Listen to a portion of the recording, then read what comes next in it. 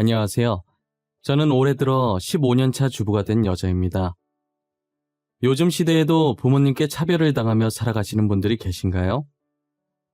저는 남아선호 사상이나 장남이 최고라며 다른 자식들 차별하는 게 조선시대에만 있는 일인 줄 알았어요. 아무래도 시대가 많이 바뀌었고 생각하는 것들도 많이 바뀌어서 10월드는 옛말인 줄 알았거든요. 제 주변 친구들도 10월도 없이 친부모님처럼 같이 쇼핑도 하고 여행도 가면서 가깝게 지낸다고 하는데 왜 하필 저희 시부모님만 아직도 조선시대에 머물고 계실까요? 맞아요. 오늘 제가 이렇게 사연을 쓰게 된 이유도 차별이 심하신 시부모님 이야기를 하기 위해서예요. 저희 시댁은 아들만 셋씩이나 있는 집안이에요. 그 중에서도 저희 남편은 늦둥이까지는 아니고 형들과 나이 차이가 조금 있는 막내였어요. 보통 부모님들은 함께 있을 수 있는 시간이 비교적 짧은 막내를 더 이뻐하잖아요. 하지만 저희 시부모님은 둘째와 막내는 거들떠보지 않고 오로지 장남만 이뻐하세요. 늘 장남이 최고다, 장남밖에 없다는 말을 달고 다니죠. 그렇다고 큰 아주버님께서 대단한 직장에 다니고 엄청나게 효도를 잘하는 것도 아니에요. 그 나이 되도록 번번한 직장도 없고 겨우 밥벌이를 하고 살 정도로 무능력한 사람이에요. 항상 시부모님을 챙기는 건 둘째 아주버님네와 저희 부부였어요. 생활비나 용돈도 물론 저희들이 매달 꼬박꼬박 가져다 드렸죠. 어쩌다 한번 큰아주버님이 시부모님께 용돈을 드리면 그날은 아주 축제 분위기예요. 겨우 20만 원에 어찌나 우쭈쭈 해주시던지 아마 5살 난 아이도 그 정도로 우쭈쭈 해주진 않을 거예요. 우리 장남이 용돈을 다 주는 거야? 힘들게 일해서 번 돈일 텐데 부모한테 줄 생각을 다 하고 이거 아까워서 우리가 어떻게 쓴다니?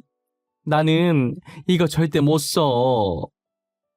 압류 절대 못 쓰지. 나도 이거 고인 모셔놓을 거야.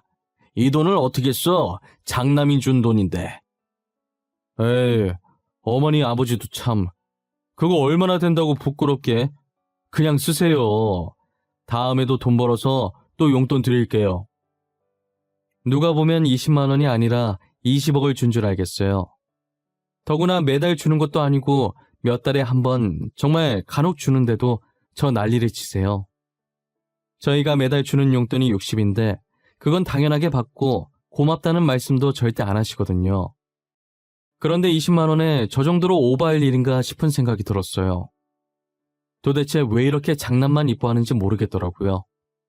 혹여나 제가 시댁 식구를 모르던 시절에 작은 아주버님과 남편이 말썽을 많이 피워서 저러나 했어요. 한 번은 차별이 너무 심한 것 같길래 남편한테 하소연을 한 적도 있었어요.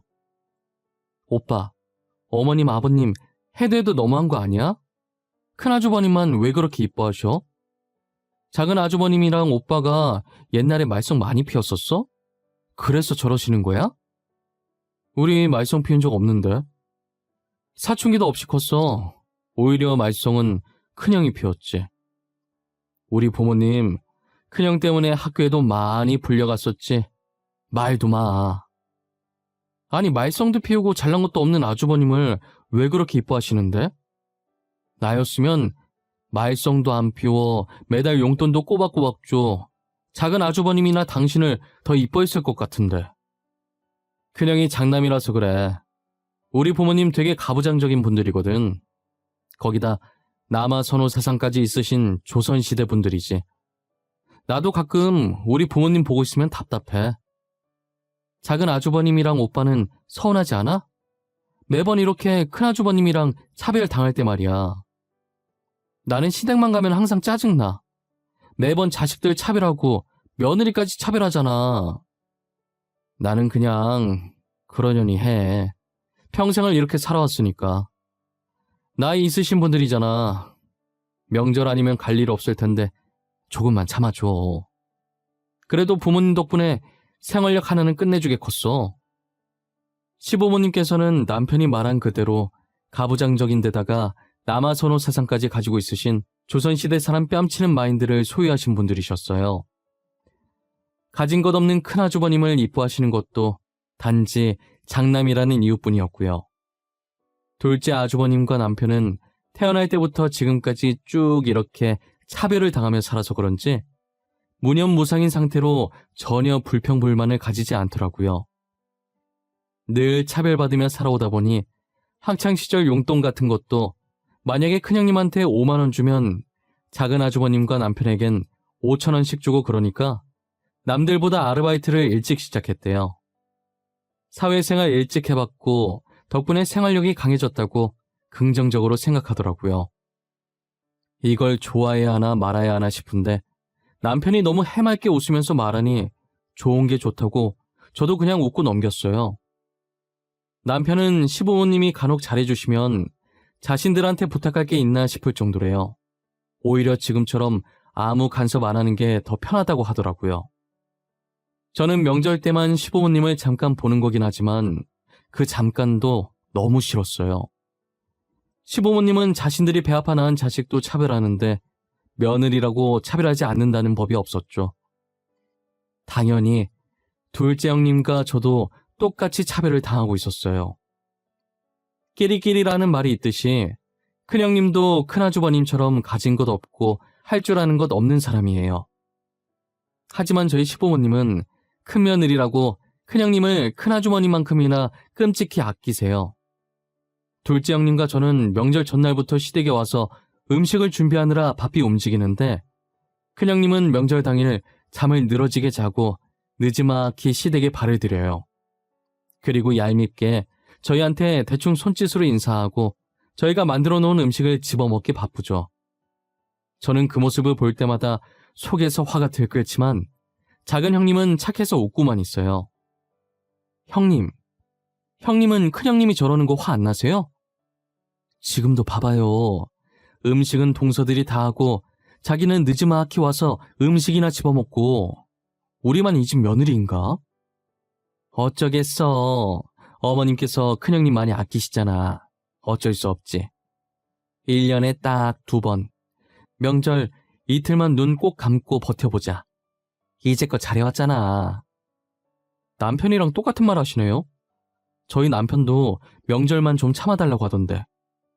형님은 저 없을 때 어떻게 했어요? 이 많은 걸 설마 형님 혼자 다 했어요? 아무래도 그랬겠지?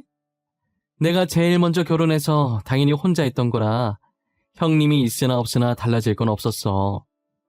대신 동서가 들어오면서 내가 조금 편해지긴 했지. 진짜 이 많은 걸 형님 혼자 하셨단 말이에요? 지금 이렇게 2명이서 해도 힘든 걸? 형님도 대단하세요. 저 같았으면 앞치마 벗고 뛰쳐나갔어요. 그래도 우리 남편이 나한테 잘하니까 겨우 2번 보는 시부모님 때문에 이혼할 순 없잖아. 그냥 한 귀로 듣고 흘리면서 대충 웃어주면서 참는 거지. 아마 동서도 적응되면 신경 안 쓰일 거야. 작은 형님은 명절만 잠깐 버티면 된다면서 저희 남편과 똑같은 말을 했어요. 저 빼고 다 착해서 시부모님이 차별을 해도 자신들이 참으면 된다고 웃어 넘겼어요. 저만 혼자 속에서 열불이 끓어오르고 있는 거죠. 이대로 있다간 언제 한 번은 정말 제대로 터지겠다는 생각이 들었어요.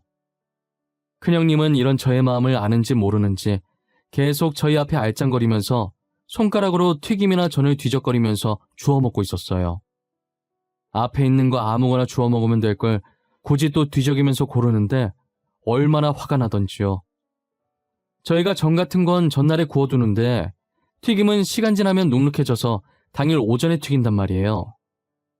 오전에 일찍 일어나 어제 하루 종일 음식 준비한다고 피곤한 몸 이끌고 튀김을 튀기고 있는데 자기 집에서 늦게까지 자고 온 형님이 저러고 있으니 갑자기 짜증이 올라왔어요. 저는 일부러 큰형님 앞에서 튀김을 집던 집게를 탁 소리 나게 힘껏 내려놨어요. 거의 던졌다고 볼 수 있을 만큼 신경질적으로 내려놓았죠. 옆에서 큰형님이 먹은 튀김 채우고 있던 작은 형님은 놀라서 움찔거리고 큰형님도 전을 집으려던 손을 멈추고 동서들 고생하는데 자기는 잭이라도 닦아줘야겠다며 거실로 슬금슬금 나가시더라고요. 잭이 닦는 일이 별로 어려운 일은 아니지만 뭐라도 한다고 하니 화를 조금 가라앉혔어요. 저는 당연히 형님이 제기를 닦는 줄 알고 튀김을 마저 튀겼죠. 그런데 웬걸? 튀김을 다 튀기고 거실로 나가니까 제기를 시어머니께서 닦고 있는 거예요. 제기를 닦고 있는 시어머니와 깨끗해진 제기를 옮기는 시아버지, 그리고 소파에 앉아 TV를 보며 웃는 큰아주버님과 큰형님. 제 눈앞에 펼쳐진 이 그림이 맞는 건가요? 잘못돼도 한참 잘못된 그림 아닌가요? 어디서부터 잘못됐길래 이런 상황이 펼쳐지게 된 것일까요? 분명 제기를 닦겠다고 거실로 나갔던 큰형님은 어느새 소파에 앉아서 개그 프로그램을 켜놓고 배꼽 잡으며 웃고 있고, 며느리 대신 시부모님이 제기를 닦고 있는 어처구니 없는 이 상황 말이에요. 저만 지금 이해가 안 되나 싶어서 얼빠져 있는데, 저를 뒤따라 나오던 작은 형님도 그 모습을 보고선 한숨을 한번 내쉬더니 그럴 줄 알았다는 듯 고개만 좌우로 흔드시더라고요. 어머님, 아버님, 지금 뭐하고 계시는 거예요? 왜 제기를 두 분이서 닦고 계세요? 너는 막내가 돼서 어디 손이인 큰형님한테 제기 닦으라고 시켜? 차라리 나한테 닦으라고 하지 그랬니? 음식 하나 한다고 그렇게 유세를 떨어? 큰형님이 그래요? 제가 시켰다고요? 저 큰형님한테 제기 닦으라고 시킨 적 없어요. 큰형님이 알아서 제기 닦겠다고 거실로 나간 거지. 큰형님, 제 말이 틀려요? 막내야, 그만하거라. 며느리가 시애미한테 따박따박 말대답하는 거 보기 좋지 않구나. 그리고 어디 손아래 사람이 손위 사람한테 화를 내나? 아유, 좋은 날 다들 왜 이러실까. 다들 그만하세요. 간만에 가족끼리 모였는데. 동서, 일하느라 힘들었지? 나랑 같이 방에 들어가자, 응? 저는 이왕 말 시작한 거 그간 쌓였던 것들 다 토해내고 싶었는데 작은 형님이 말리셔서 참았어요. 시어머니는 작은 형님 손에 이끌려 방으로 들어가는 제게 삿대질하며 싸가지가 없다면서 어디서 버르장머리 없이 막내가 큰 소리 치냐며 막말을 해댔어요. 와중에 큰형님은 시부모님 옆에 꼭 붙어서 화풀 나며 시어머니 어깨를 주물러드리고 자기 잘못이라면서 시어머니 손에 들린 행주를 뺏어들어 제기를 닦는 신용하더라고요. 때리는 시어머니보다 말리는 신우가 더 밉다고 시부모님과 큰형님을 보니 딱 그 짝이었어요. 저는 작은 형님과 방에 들어와서도 분이 풀리지 않았어요. 작은 형님과 저는 번듯한 직장에 다니고 있고 작은 아주버님과 남편도 대기업에 다니고 있고 저 두 사람보다 훨씬 시부모님한테 잘하는데 왜 저희가 이런 신세를 살고 있는지 모르겠어요. 큰아주버님을 너무 오냐오냐 키워서 그런지 여전히 혼자서는 자기 앞가림도 잘 못하시고 시부모님 도움 없인 살 수 없는 사람이에요. 직장도 중소기업보다 못한 곳에 가서 월급 적게 받고 생활비 다 떨어지면 시부모님께 용돈도 받아요. 이제 곧 있으면 40대가 되는데 아직도 부모님 용돈을 받는다는 게 말이 되나요? 아마 그 돈도 다 저희가 주는 생활비랑 용돈에서 나가는 걸 거예요. 그리고 저희 큰형님도 큰 아주버님과 별반 다를 바 없었죠. 큰형님은 식당에서 아르바이트나 하고 살면서 아주버님 등에 업고 시부모님 사랑을 왕창 받아요. 시어머니는 저희가 회사에서 편히 앉아서 일할 때 큰형님은 힘들게 식당에서 일한다면서 명절엔 저희에게 일을 시키고 큰형님에겐 힘들었으니 쉬라고 하세요. 솔직히 사회에 나가면 잘난 사람들한테 치여서 기도 못 필 사람들이거든요. 그런데 여기서만큼은 어깨 피고 다닐 수 있으니 얼마나 명절이 기다려지겠어요. 작은 형님은 방문을 닫더니 저더러 불쌍하니까 하루라도 대접받는 기분 만끽하게 냅두라고 자신도 그런 마음으로 살고 있다고 저한테도 그런 마음으로 살라고 했죠. 동서, 우리가 참아주자. 다르게 생각하면 아주버님이랑 형님도 불쌍하잖아. 아주버님은 월급이 적어서 아직까지 부모님한테 용돈 받지, 형님은 아르바이트 하시지. 보면 짠해. 그렇게 말씀하시니까 그렇긴 하네요. 저희는 안정적인 직장에 월급도 따박따박 받으니까. 여기 아니면 어깨 피고 다닐 곳도 없어. 그러니까 우리가 그냥 넘어가자. 그리고 괜히 좋은 날 핏대 세우며 싸워봤자 시끄럽기만 하지 좋을 것 없어. 작은 형님 말처럼 저도 그렇게 생각하니 화가 난다기보다 오히려 큰형님 내가 안타까워졌어요.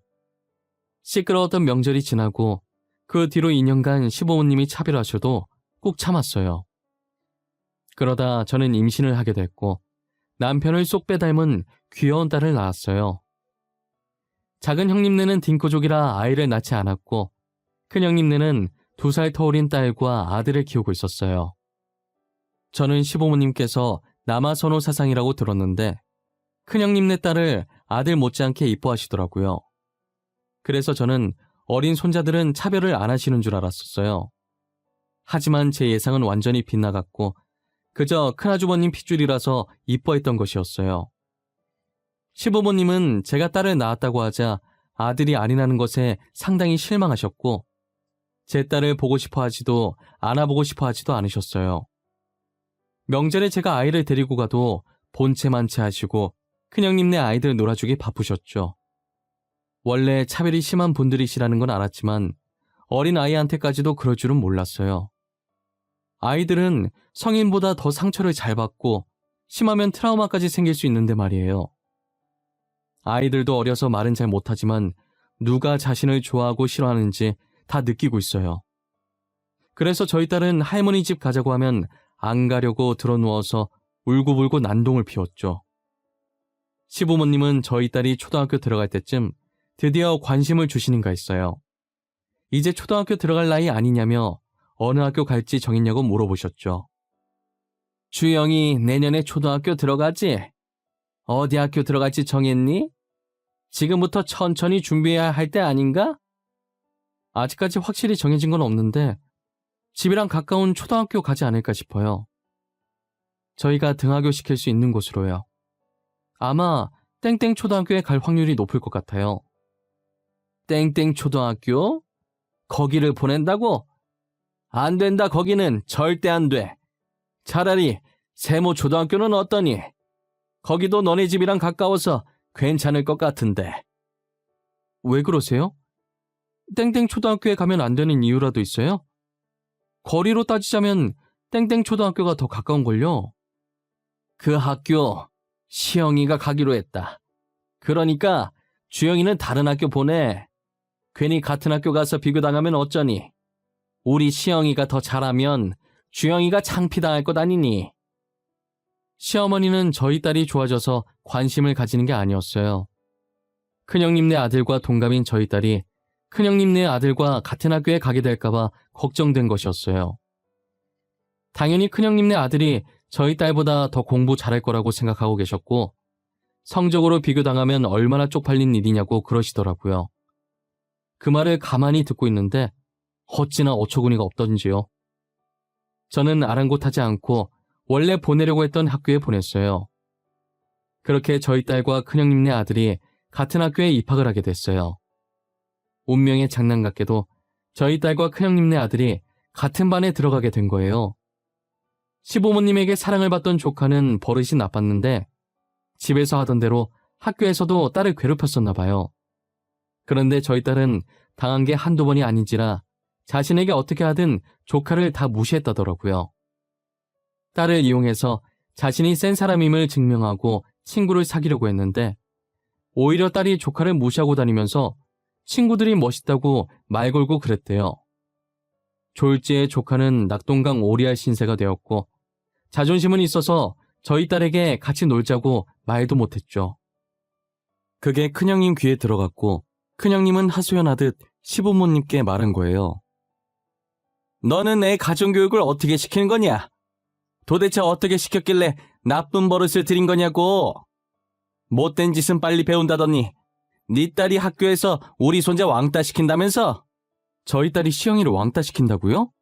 아니에요. 무슨 소리를 하시는 거예요? 어디서 뭘 듣고 이러시는 건지는 모르겠지만 오히려 시영이가 저희 딸 괴롭히고 다닌다고요. 시영이한테 직접 들었는데 그럼 우리 손주가 거짓말 했다는 거니? 니네 딸이 왕따 시킨다고 애가 아주 울고불고 난리도 아니야. 시영이가 직접 말했다고요? 어머님, 아니에요. 절대 아니에요. 그 반대 상황이라고요. 시영이가 학교에서 저희 딸 괴롭히고 다녔다니까요? 내가 이 사달 날 줄 알았어. 그래서 같은 학교 보내지 말라고 했던 건데 결국 일을 치는구나. 하긴 엄마 닮았으니 성질이 드셀 수밖에 없지. 시어머니는 제 말을 들으려고 하지도 않고 조카 말만 듣고 저와 딸아이를 나무랐어요. 계속 아니라고 해봤자 제 말은 믿어주지 않을 걸 알아서 이제 그냥 해탈의 경지에 이르렀어요. 옆에서 듣고 있던 딸아이도 자신이 피해자라며 억울해하긴 마찬가지였어요. 딸아이가 다음날 학교에 갔더니 조카가 자신을 보자마자 메롱을 했다는 거예요. 메롱하는 조카를 보고 딸은 제가 조카 때문에 시어머니께 혼나던 게 생각이 나서 잠시 울컥했는데 괜히 조카에게 한 방 먹이려다가 제가 더 혼날까봐 참았다고 하더라고요. 대신 코를 납작하게 하고 싶어서 공부를 엄청나게 열심히 했대요. 첫 성적표를 받았는데 딸아이가 반에서 1등을 하고 전교에서는 3등을 했더라고요. 조카는 어떻게 됐냐고 물어봤더니 딸이 손으로 입을 막으면서 웃더니 반에서 3등을 했다는 거예요. 제가 그래도 잘했네 라고 했더니 아니라고 뒤에서 3등이라면서 배꼽 잡고 웃더라고요. 솔직히 저도 뒤에서 3등이라는 말에 푹 하고 웃었다가 그래도 할머니 집 가면 그 얘기 꺼냈다간 혼나니까 입 조심하고 그 얘기가 다른 사람 통해서 밖으로 나오게 되더라도 절대 웃지 말라고 했어요. 조카는 자신의 성적을 보고 충격을 받았는지 학교에서 공부를 엄청 열심히 한다더라고요. 정말 열심히 했는지 다음 시험에는 전교 20등 했다는 거예요. 저희 딸은 여전히 반에서 1등이고 전교에서는 2등을 했고요. 조카는 저희 딸을 라이벌로 생각하고 공부를 악착같이 했어요. 하지만 한 번도 저희 딸을 이긴 적이 없었지만요. 시어머니는 저희 딸이 공부를 잘하는 게 마음에 안 들었던 모양이에요. 왜 계속 손자보다 성적이 좋냐고 화를 내시더라고요. 주영이 너 일부러 그러는 거냐? 우리 시영이 괴롭히려고 일부러 이러는 거냐고? 왜 계속 너가 반에서 1등인 거야? 어? 시영이가 저희 딸보다 공부 못하는 걸 왜 저희한테 따지세요? 시영이 보고 공부 더 열심히 하라고 하세요. 엄한 사람 잡지 마시고요. 뭐? 너 지금 말 다 했어? 너네 분명 뭔가 있어. 너 설마 선생 매수했니? 니네 딸 1등 만들어달라고 돈 찔렀냔 말이야. 아님 컨닝이라도 한 거야? 어머님, 말이 너무 심하시네요. 적당히 좀 하세요. 도대체 언제까지 이러실 생각이세요? 어머님이 이러실 때마다 정말 지치네요. 이만 일어나 볼게요. 저는 딸아이를 데리고 집으로 갔고 시어머니는 어른이 말하는데 일어난다고 화를 내셨어요. 저한테 모진말 하는 건 다 참을 수 있는데 저희 애한테까지 이러니 진절머리가 났어요. 그날 있었던 일을 전부 남편한테 말했고 남편도 화가 나서 시어머니한테 전화해서 따지더라고요. 아무리 손자가 더 좋다지만 남의 자식한테 상처 주면서까지 그래야겠냐면서요. 그래도 남편이 화내는 모습을 처음 봐서 그런지 시어머니께서는 자신이 흥분해서 말을 막 한 것 같다고 사과를 하시는 거예요. 의외의 반응에 남편도 저도 당황했지만 다음부터 그러지 마시라고 하고 전화를 끊어버렸어요. 그리고 얼마 지나지 않아 명절이 다시 돌아온 거예요.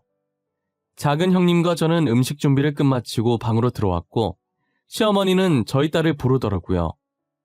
평소와 다르게 엄청 상냥하게 부르길래 무슨 일로 불렀나 살짝 쳐다봤어요. 시어머니는 딸을 보고 웃으시면서 무어라 말을 하더니 세탁기 앞으로 데리고 가더라고요. 그러더니 딸한테 세탁기 작동법을 알려주시더니 안방에 가서 빨래들 가지고 오라는 거예요. 딸은 일단 할머니가 시키시니 군말 없이 빨래를 가지고 왔어요. 시어머니는 딸이 가져온 빨래를 보더니 아까 알려준 대로 해보라고 하는 거예요. 주영아, 아까 할미가 알려준 거 기억하지? 그거 그대로 한번 해볼래? 빨래는 이렇게 하는 거야. 앞으로 너가 할미 집 오면 이렇게 알려준 대로만 하면 돼. 알겠어? 어머님, 지금 뭐 하시는 거예요? 저희 딸한테 뭘 시키는 거냐고요? 빨래하는 걸 왜 가르쳐주고 계세요? 그리고 왜 여기 오면 이걸 해야 하는 건데요? 아이 깜짝이야. 주영이 애미 언제부터 여기 있었냐? 아니, 어차피 크면 다 하게 될 건데 일찍 알려두면 좋지 않니?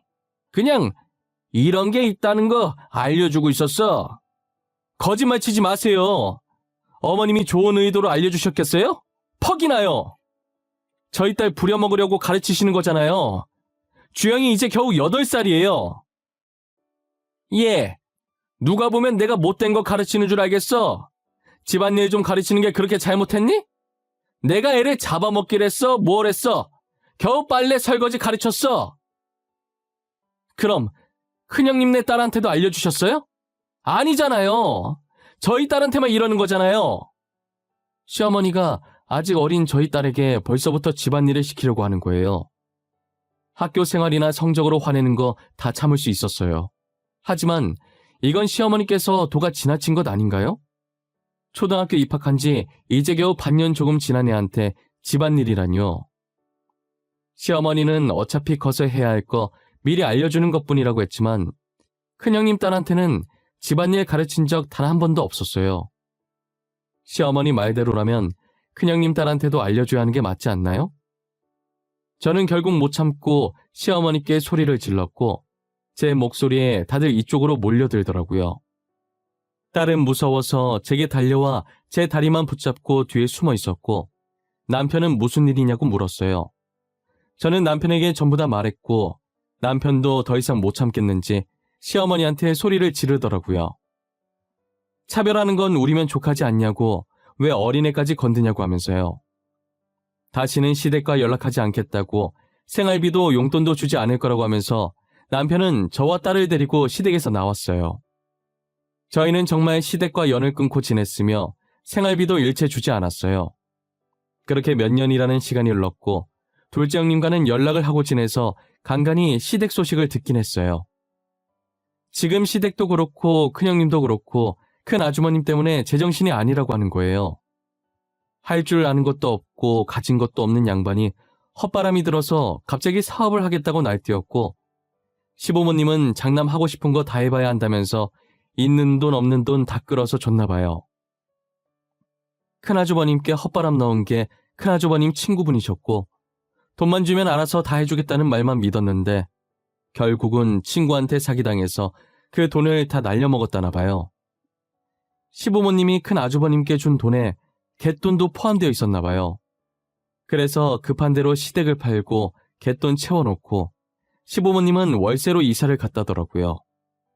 게다가 큰아주버님이 큰돈 만져보겠다고 형님 몰래 집을 담보로 대출받아서 집은 경매로 넘어갔고 오갈 곳 없어지자 시부모님께 빌부터 산다고 하더라고요. 그렇게 애지중지 여기던 큰아주버님이 사고를 치고 다니고 결국 고생하는 건 시부모님이었어요. 큰아주버님이 사고를 치고 당연히 스트레스 받은 건 작은 아주버님네였어요. 시부모님은 큰아주버님이 친 사고를 작은 아주버님 보고 수습해달라고 하신 거예요. 작은 아주버님과 작은 형님은 정말 온순하고 착하신 분들이었어요. 저와 남편은 건들지만 않으면 괜찮지만 조금이라도 건들면 욱하는 성격이었거든요. 그래서 시부모님께 할 말 다 하고 그랬는데 작은 아주버님네는 싫은 소리 절대 못하세요. 그런데 이번 일은 작은 아주머님네가 봐도 경우가 아니었던 거죠. 사고는 형이 쳤는데 수습은 동생 보고 하라니 이게 무슨 상황인가요? 한두 살 먹은 어린애도 아니고 그렇다고 감당 가능할 자그마한 사고가 터진 것도 아니니 말이에요. 작은 아주버님은 처음으로 시부모님 부탁을 거절했다더라고요. 그랬더니 시부모님이 작은 아주머님네 찾아가서 돈 달라고 행패 부리고 말이 아니었다고 하는 거예요. 결국 이대로는 안 되겠다 싶어서 작은 아주머님네도 시댁과 연을 끊어버리고 이사를 갔다고 하더라고요. 계속 연락이 와서 전화번호를 바꿀까 하다가 일 때문에 바꾸진 못하고 시댁 식구들을 차단했대요. 그리고 저도 몰랐는데 제가 잠시 친구랑 놀러 갔을 때 시부모님이 저희 집에도 찾아왔었다더라고요. 누군가 문을 부서져라 두드리길래 남편이 인터폰으로 확인했는데 시부모님이어서 어이가 없었대요. 철판을 얼마나 깔았길래 저희 집에 다 오냐고 하면서요. 당연히 남편은 집에 아무도 없는 척을 했고 하도 시끄럽게 문을 두드리고 소리 지르니 주민들이 신고해서 시부모님은 경찰에 끌려나갔다더라고요. 작은 아주버님네도 저희도 이젠 시부모님이라고 하면 정말 치가 떨려요. 저희 딸한테 한 행동을 생각하면 우연이라도 마주치고 싶지 않아요. 저는 절대 시부모님처럼 살지 않겠다고 다짐했어요. 뿌린 대로 거둔다와 같은 말처럼 남에게 상처를 주게 되면 언젠간 다 자신에게 돌아가는 법이에요. 여러분들도 남 괴롭혔다가 나중에 후회하지 말고 나 자신을 위해서 열심히 살아가길 바랍니다. 오늘 하루도 행복하게 보내시길 바라며 지금까지 제 사연 들어주셔서 진심으로 감사합니다.